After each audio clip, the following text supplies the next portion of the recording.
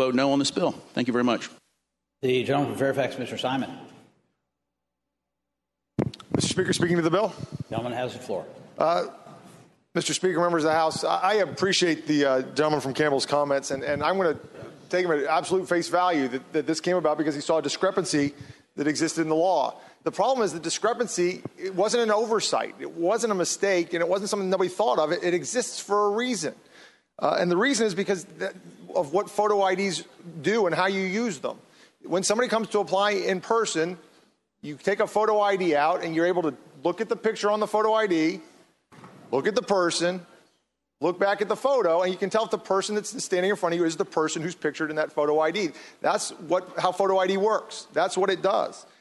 So I appreciate his concern for protecting the integrity of the vote. And if I thought that this bill did anything at all to protect the integrity of the vote, I might be more inclined to support it. But this really doesn't do anything at all to protect the integrity of those votes, because a photo ID does not add anything to the process if there's no face there in front of the person examining the ID to compare it to. It's just not a good idea.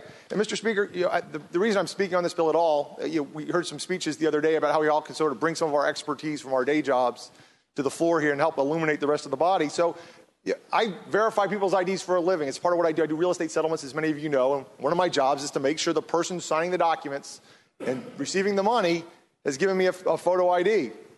So I'm holding here a check that was sent to me for $300,000 that somebody wanted me to deposit into my escrow account.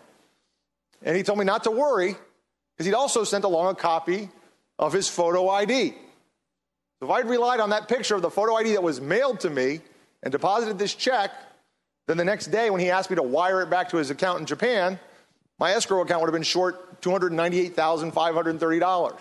Now, fortunately, I realized that having a photo ID from somebody I'd never seen before wasn't really much of an assurance at all, and so I didn't deposit that check. So, Mr. Speaker, members of the House, I would encourage you, regardless of your feelings about the integrity of the process, this provides a burden, and there's no balance on the other side. It doesn't do anything at all to preserve the integrity of the process. I would hope it would be the pleasure of the body to not engross this bill and pass it to its third reading.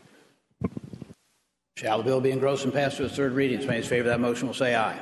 Aye. Those opposed, no? No. Those in favor, raise their right hand.